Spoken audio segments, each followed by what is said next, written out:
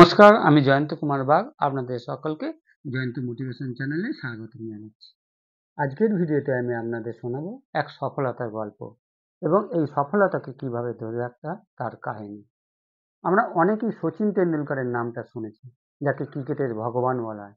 তার হার না মানা, লড়াকু এবং জেদি মনোভাবের কাহিনী এই ভিডিওর মাধ্যমে আপনাদের সামনে তুলে ধরবো। আমাদের অনেকেরই মনে আছে 2007 সালে হায়দ্রাবাদে রাজীব গান্ধী আন্তর্জাতিক স্টেডিয়ামে ইন্ডিয়া ভার্সেস অস্ট্রেলিয়ার তৃতীয় একদিনের ম্যাচটির কথা। এই খেলায় অস্ট্রেলিয়ান লেগ স্পিনার ব্রড হক সচিন তেন্ডুলকরকে মাত্র 43 রানে বোল্ড আউট করে দেন এবং তিনি সেই সময় যথেষ্ট উত্তেজিত হয়েছিলেন।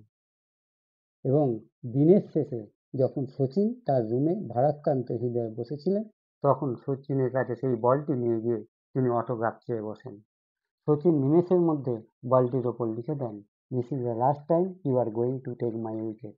অর্থাৎ এবারই তুমি শেষবারের মতো আমার উইকেটটা পেলে, ভবিষ্যতে কোনোদিন পাবে না। সচিন সেদিন কিন্তু অনেক বড় কথা লিখে দিয়েছিলেন, কারণ আমরা জানি একটা বোলার বল করার পর সেই বলটা যে কোনো মুহূর্তে উইকেটে আঘাত হানতে পারে, যে কোনো মুহূর্তে একটা ব্যাটসম্যানকে প্যাভিলিয়নে ফিরিয়ে দিতে পারে, অথবা বলটা মাঠের বাইরেও যেতে পারে। সচিন কিন্তু সেই কথাটি লিখে দিয়ে চুপ করে বসে থাকেননি।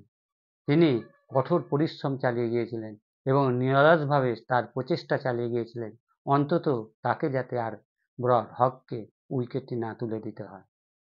এরপরেও সচিন এবং ব্রড হক মুখোমুখি 30 থেকে 40 বার মাঠে দেখা করেছিলেন এবং সেটা টেস্ট ক্রিকেট হোক, ওয়ানডে ইন্টারন্যাশনাল, টি-20 বা IPL এর ফরম্যাটেও তাদের দেখা হয়েছিল। কিন্তু একবারের জন্যও সচিনের উইকেটটি ব্রড হক পাননি। হ্যাঁ বন্ধুরা, তোমরা যদি জীবনে সফল হতে চাও, তাহলে সচিনের মতোই তোমার লক্ষ্যটাকে সামনে রেখে কঠোর পরিশ্রম করে যাও, কঠোর অনুশীলন চালিয়ে যাও। দেখবে তাহলে তুমি একদিন না একদিন সফল হবেই হবে। পৃথিবীর কোনো শক্তি তোমার সামনে বাধা হয়ে দাঁড়াতে পারবে না।